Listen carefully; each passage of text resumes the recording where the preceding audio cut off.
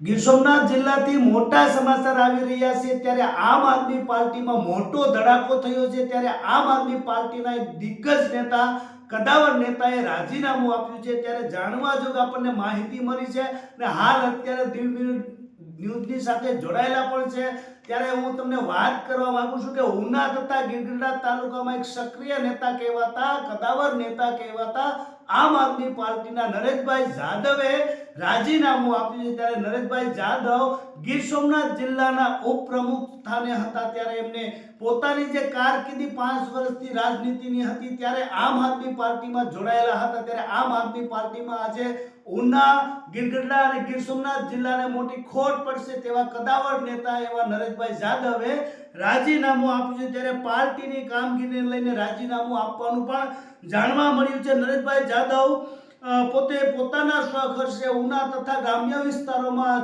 જ્યારે હોય ત્યારે પોતાની બળથી પાર્ટી માટે કામગીરી કર્યું છે અને હાલ તેને પોતાએ ભ્રષ્ટાચાર વિરોધી પણ ઘણા જ કેસો ખુલ્લા કર્યા છે ભ્રષ્ટાચારને પણ ખુલ્લો કર્યું છે ત્યારે નરેશભાઈ જાદવે રાજીનામું આપ્યું છે ત્યારે ઉના તથા ગીરગઢડા તાલુકાના હરેક ગામડાઓમાં નરેશભાઈ જાદવની બોલબાલા હાલતી હતી ત્યારે આમ આદમી પાર્ટીની બોલબાલા હાલતી હતી ત્યારે એ કદાવર નેતા ગણાતા હોય ત્યારે આમ આદમી પાર્ટીમાં એક મોટો ધડાકો થયો છે ત્યારે આમ આદમી પાર્ટીને પણ નરેશભાઈ જાદવ વિશે પણ વિચારવું છે કે આમ આદમી પાર્ટીમાંથી આજે નરેશભાઈ જાદવે રાજીનામું આપ્યું છે ઉના ગીરગઢડાના ગ્રામ્ય વિસ્તારોમાં આમ આદમી પાર્ટીમાં મોટો ધડાકો થયો છે ત્યારે હાલ અત્યારે પાર્ટીમાંથી જે રાજીનામું આપ્યાનું કારણ છે તે આપણે નરેશભાઈને જ પૂછીશું નરેશભાઈ આપણી સાથે જોડાયેલા છે ત્યારે ખાસ કરીને નરેશભાઈ આપનું રાજીનામું આપવાનું કારણ છે?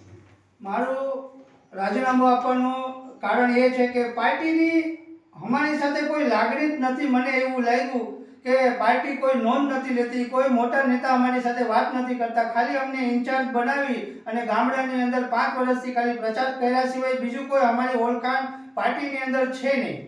પાર્ટી સાથે આપ કેટલા વર્ષોથી જોડાયા? પાર્ટી સાથે હું 2020 થી જોડાયેલો છું.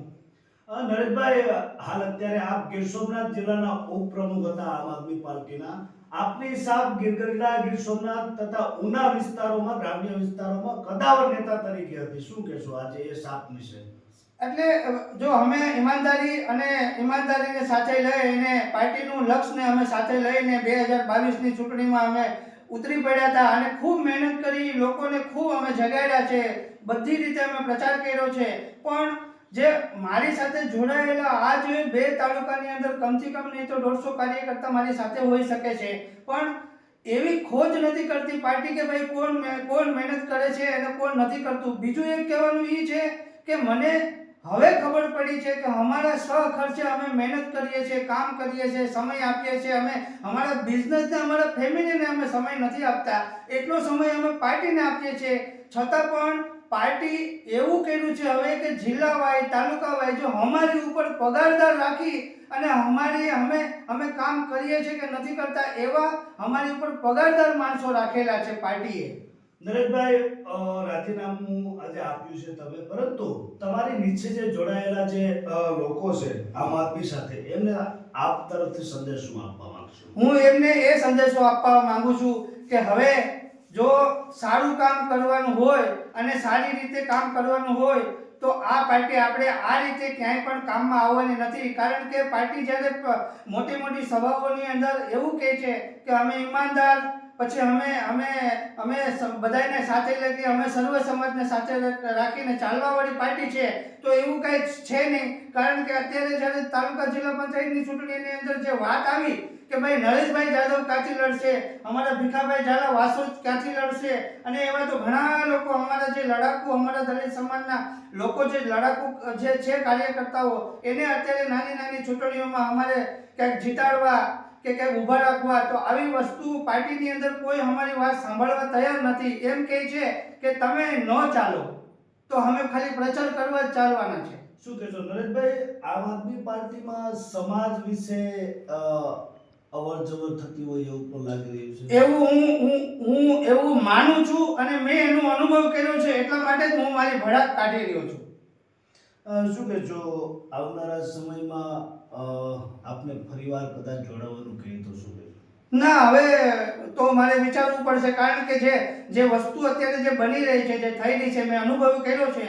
અત્યારે 5 વર્ષ કોઈ માણસ કોઈ પણ પાર્ટી માટે ઈમાનદારીને પોતાના પૈસે ખર્ચો કરી અને પાર્ટીને કામ ધંધો છોડીને 24 કલાક જે સમય આપતો હોય એવો માણસ એક ખાલી નરેશભાઈ જાદવ એની સાથે જોડાયેલા કાર્યકર્તાઓની ખોજ ન થતી હોય, એને કોઈ સ્થાન દેવામાં ન આવતું હોય અને એને ક્યાંય જીતાડવા માટે થઈને પાર્ટીના નેતા કોઈ પ્રચાર કરવા ન આવતા હોય. બીજું તમને એક કહી દઉં કે જ્યારે અત્યારે ચૂંટણીની અત્યારે સમજી લો કે તાલુકા જિલ્લા પંચાયતની ચૂંટણીની અંદર એ લોકોએ મુહૂર્તિયા નક્કી કરવાના છે, એ પણ એ લોકો આપતા નથી કે ભાઈ અમે એને સાથે લઈને પ્રચાર કરીએ.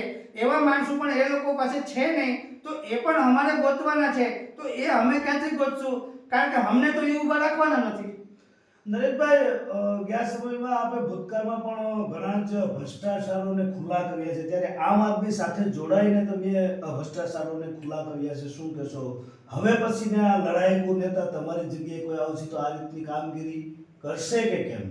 મને નથી લાગતું કે એટલો બધી કોઈ રિસ્ક લઈ પોતાનું જીવન ખતરામાં નાખી અને પોતાના ગામ માટે હોય. મેં મારા ગામ માટે પણ ઘણી હરજીઓ કરી, તમારી દ્વારા પણ ઘણી, તમારી ચેનલોમાં મારા ઘણા વિડીયો હશે, મેં ઘણી હરજીઓ કરી.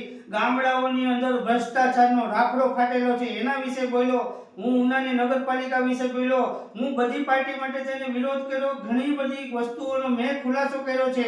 મારી પાસે કમથી કમ માહિતી 700 થી 800 કરોડ રૂપિયાની માહિતી મારી પાસે પોતાના સ્વખર્ચે મહેનત કરી અને બધી પંચાયતોની અંદર આજ જો તમને જોવા મળે તો ગામડાની અંદર હું પોતે જાઉં છું, તમે પણ પત્રકાર તરીકે જાઓ છો, તો તમને કેટલી હદે કામગીરી ક્યાંય દેખાય છે તમને?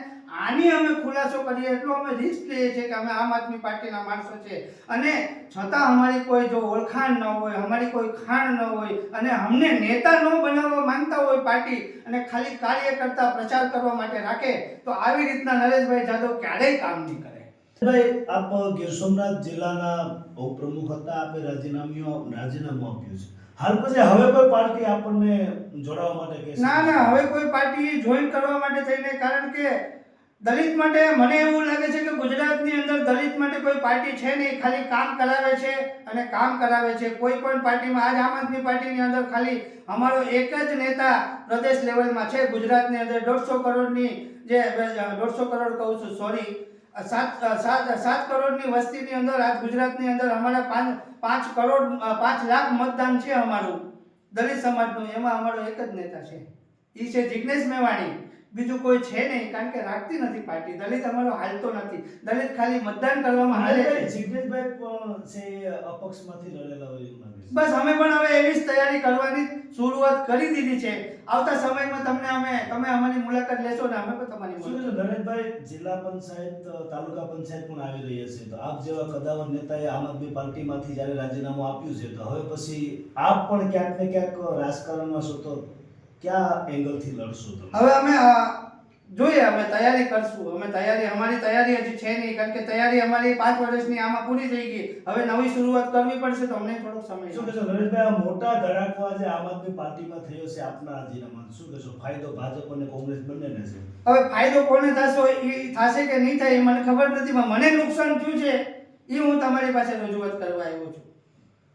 તો ખાસ કરીને આજે ગીર સોમનાથ જિલ્લાના જે આમ આદમી પાર્ટીના નરેશભાઈ જાદવ પ્રમુખ હતા, તેમણે રાજીનામું આપ્યું છે, ત્યારે ઉના, ગીરગઢડા તાલુકા તથા ગીર સોમનાથ જિલ્લામાં આમ આદમી પાર્ટીમાં મોટો ધડાકો થયો છે. પાર્ટીના કંઈક કારણોસર પાર્ટીને લઈને ક્યાંક ને ક્યાંક રાજીનામું આપ્યું છે, ત્યારે હવે પછી ઉના, ગીરગઢડા તથા ગીર સોમનાથ જિલ્લામાં આવા કદાવર નેતા આમ આદમી પાર્ટીમાંથી રાજીનામું આપ્યું છે, તો ફાયદો કોને એ વિચારવાનું રહેશે. નમસ્કાર મિત્રો, હું ફિરોઝ ઈરાની આજે તમને એક નવી વાત કરવા આવ્યો છું. દીવ મિરર ન્યૂઝ જોતા રહો, સબસ્ક્રાઇબ કરવાનું ભૂલતા નહીં અને શેર કરવાનું પણ ભૂલતા નહીં. સત્યની સાથે જોડાતા રહો. નમસ્તે મિત્રો, હું છું ચાંદની પરમાર. આપની મનપસંદ ચેનલ એટલે કે દીવ મિરર ન્યૂઝ ચેનલને લાઈક કરો, શેર કરો અને ફોલો કરો. અને હા, તેમાં દરરોજ તાજા સમાચાર જોવાનું ભૂલશો નહીં. દીવ મિરર ન્યૂઝ દરરોજ લાઈવ અપડેટ ગુજરાત રાજ્ય, દેશ, દુનિયાના તમામ બ્રેકિંગ સમાચારો નિહાળો દીવ મિરર ન્યૂઝ ચેનલ પર.